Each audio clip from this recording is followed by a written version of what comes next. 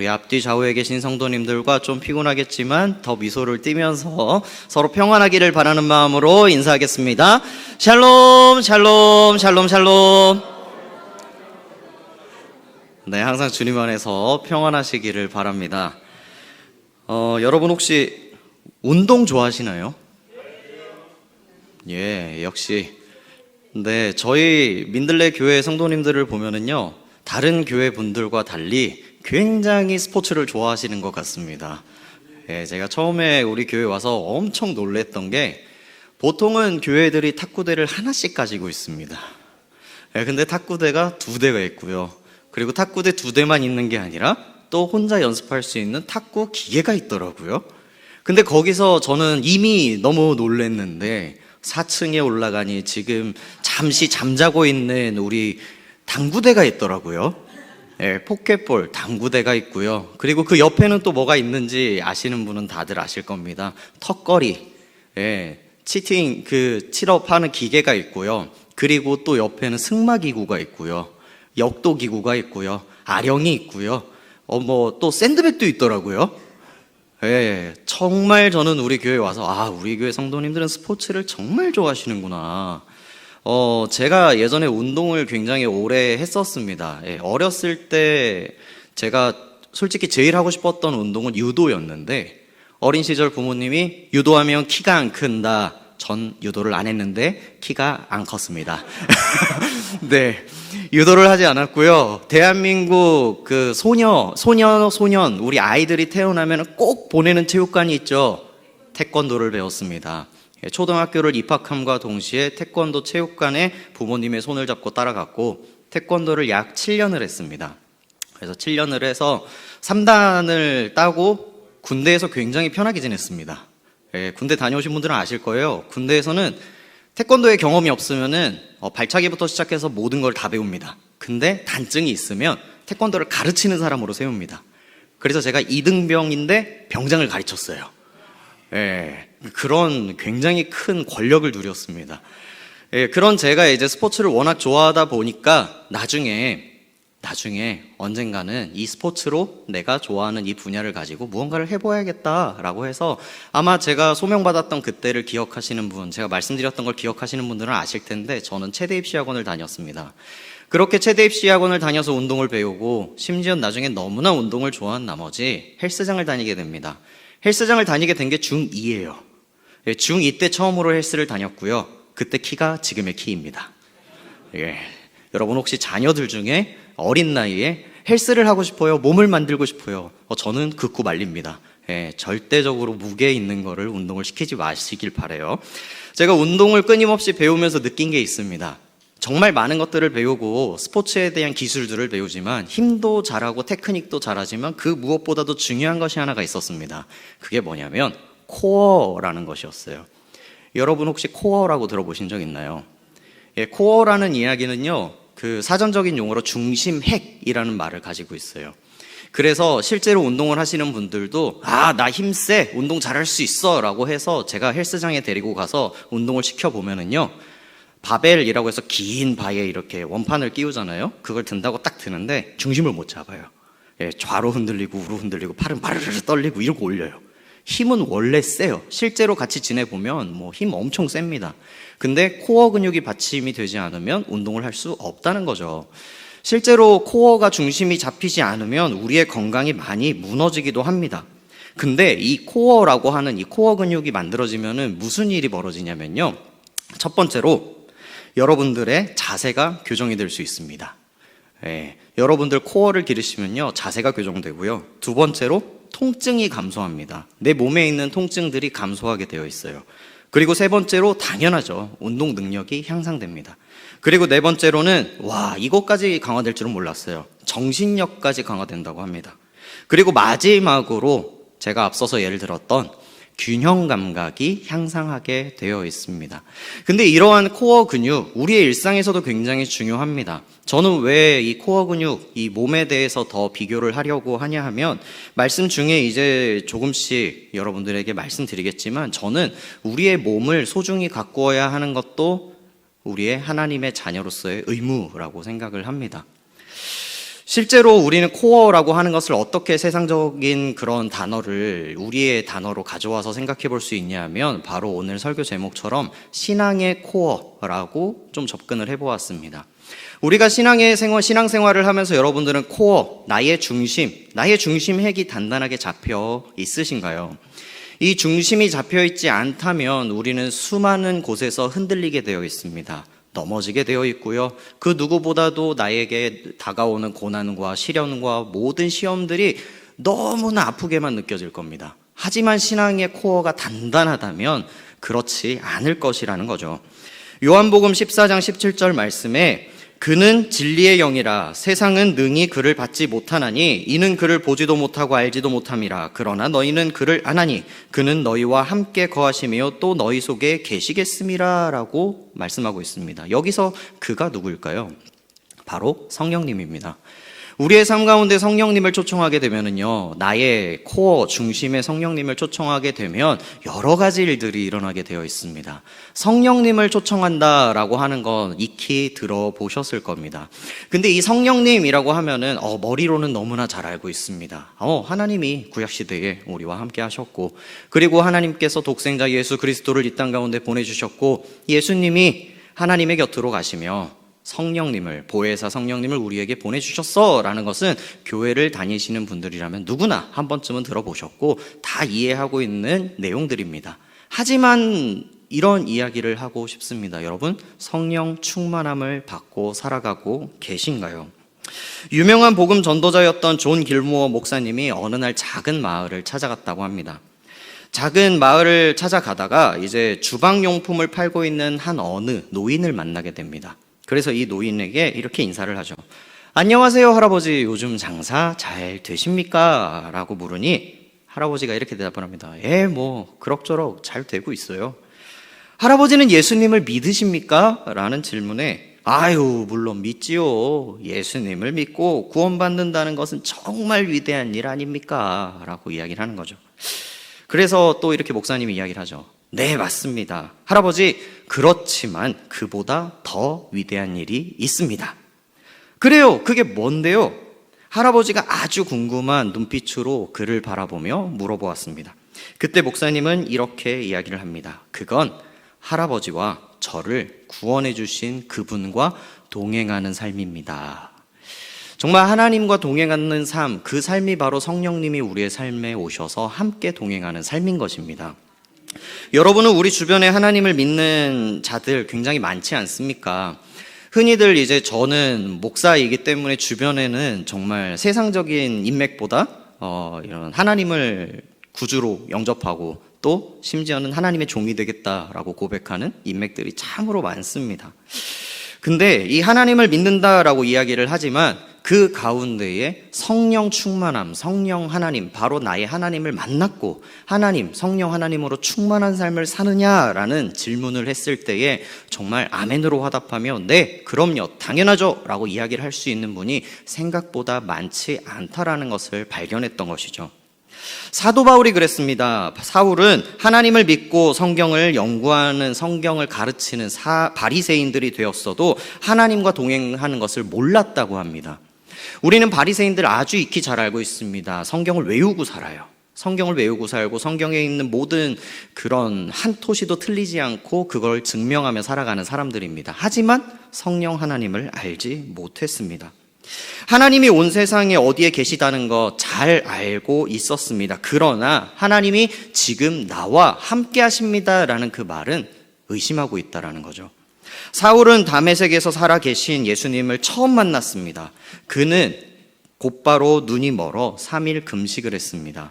그리고 아나니아가 찾아와서 안수를 함으로 인해서 그 눈이 밝아지고 그 눈이 단순히 육체적인 눈만 뜬 것이 아니라 영안이 열리게 됩니다. 하나님을 바라보게 된 것이죠. 하나님의 역사를 보고 성령 충만한 삶을 그때부터 살아가게 된 것입니다.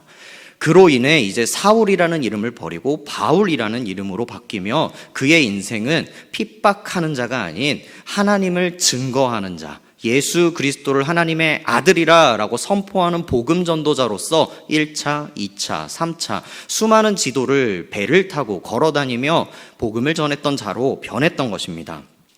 우리도 성령 충만해야 할 줄 믿습니다. 정말 하나님께서 우리에게 주시는 이 말씀을 좀 더 깊이 묵상하고자 제가 한 가지 본문을 더 잡고 그 본문을 여러분들과 함께 나누고자 합니다. 이 고린도전서 말씀입니다. 고린도전서 말씀에 정말 하나님께서 우리에게 주시는 은혜가 참으로 큰데, 하나님께서는 우리와 항상 내주하신다라는 이런 말씀을 가지고 선포하려 합니다. 고린도전서 3장 16절에서 17절 말씀입니다.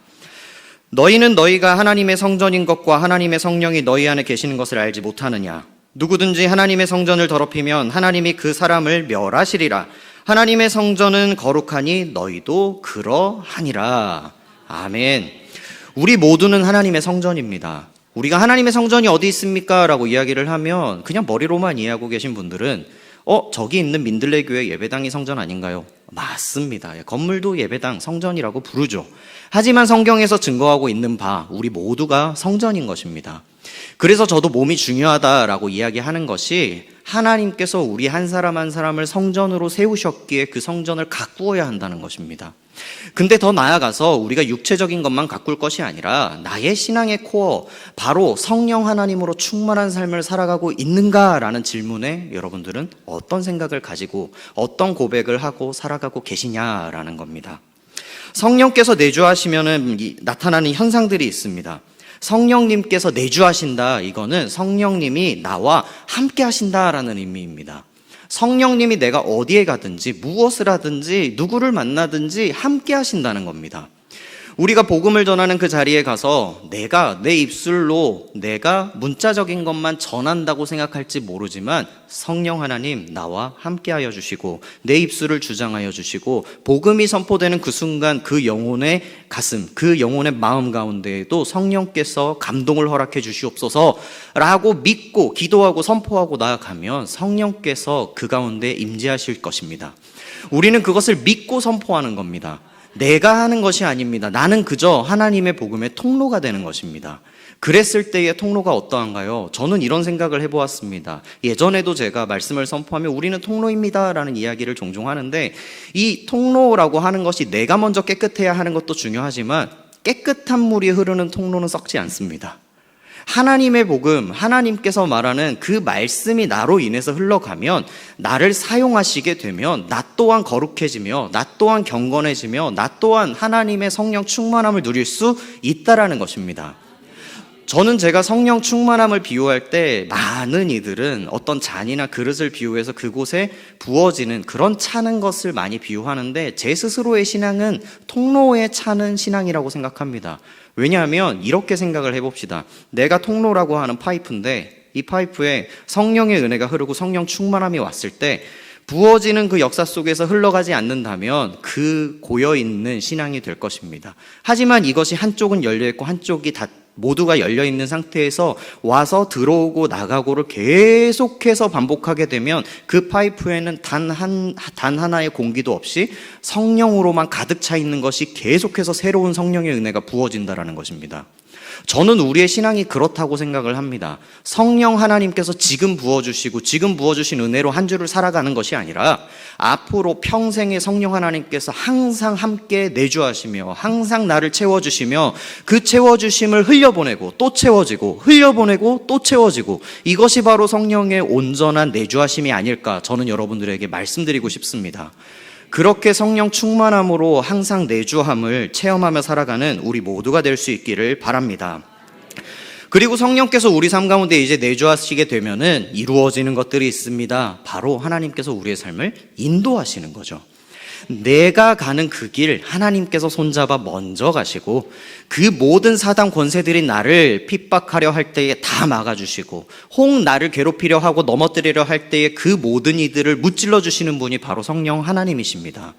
내가 나아갈 때 나와 함께 동행하시며 나의 삶을 인도하시는 이 바로 성령 하나님임을 잊지 마시기를 바랍니다. 또한 우리를 보호해 주시고 치유해 주시고 회복해 주시는 이가 성령 하나님이십니다. 보혜사, 바로 이 보혜사라고 하는 말은 지킬 보, 은혜, 해, 스승, 사자, 보호하시고 은혜 베푸시고 가르치시는 분이십니다. 우리가 어디에 있든지 무엇을 하든지 나를 보호하시고 은혜를 베푸시고 가르치시는 이가 바로 성령님이시라는 겁니다. 내가 성령 하나님으로 충만하게 되면은 어떠한 삶의 시련이 오더라도 내 이성적인 판단으로 그것을 결정하는 것이 아니라 성령께서 가르쳐 주십니다. 하나님의 말씀으로 나를 깨닫게 하십니다.